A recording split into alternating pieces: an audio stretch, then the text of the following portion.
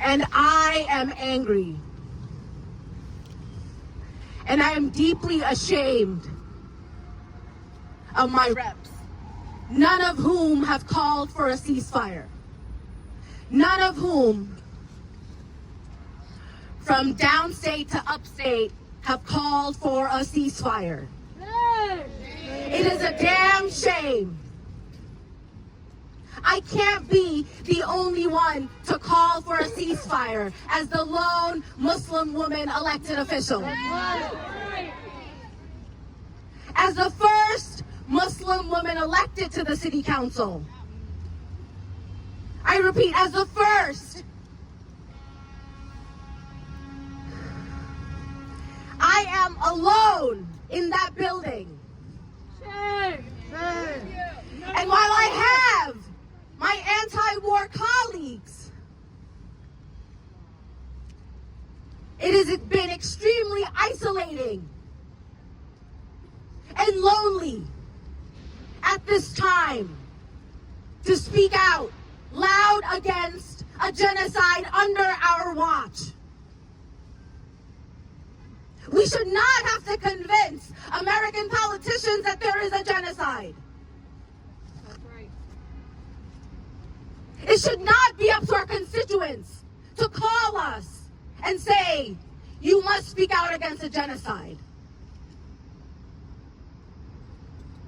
And while it has been alone, I have been alone,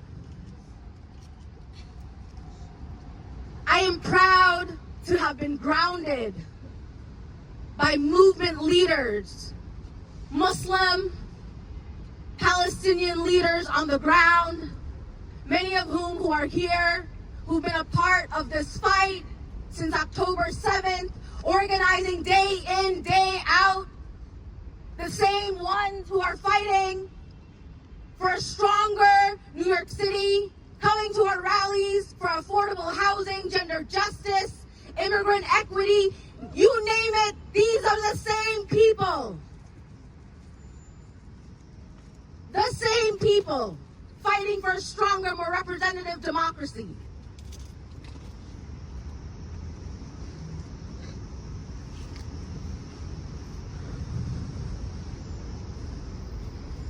So I won't be stifling how you lead us.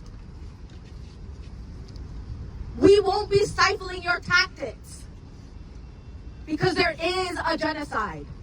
There are taxpayer monies going into funding the death, the murder of thousands of Palestinians every single day.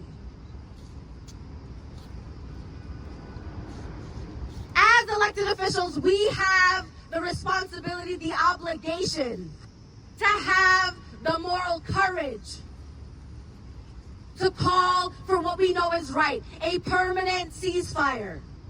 A permanent ceasefire is what brings home all hostages.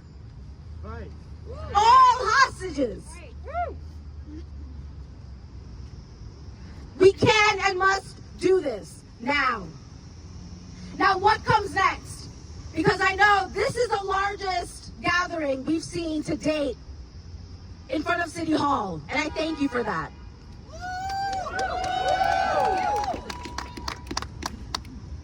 Ramadan's coming up. We gotta boycott the mayor's iftar. You're not gonna let my colleagues go to the mosques in our neighborhoods if they've not called for a permanent ceasefire. They are not allowed.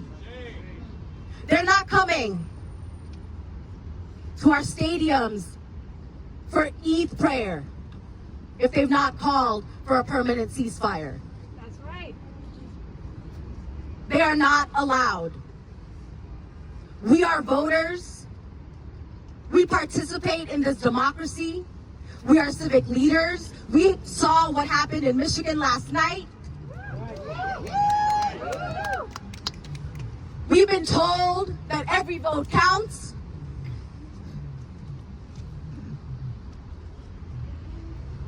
We know what that means. So I hope that my colleagues will see that we exist,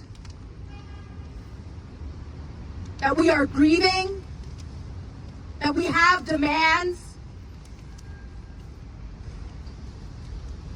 and that calling for a permanent ceasefire is the bare minimum. The bare minimum.